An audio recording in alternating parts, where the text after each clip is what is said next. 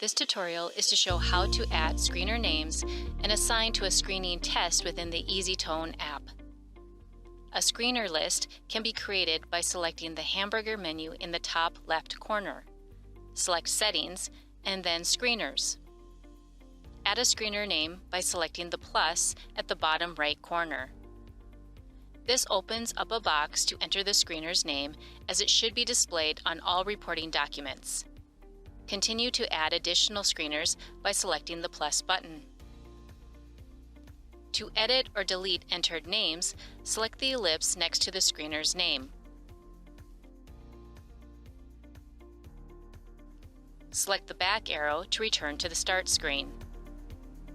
When multiple screeners are entered, tap the screener icon in the top right corner to select or confirm the screener. Once a screener is selected, it will be associated with each hearing screening result. This will be printed on all reports. A screener name remains selected even when closing the easyTone app.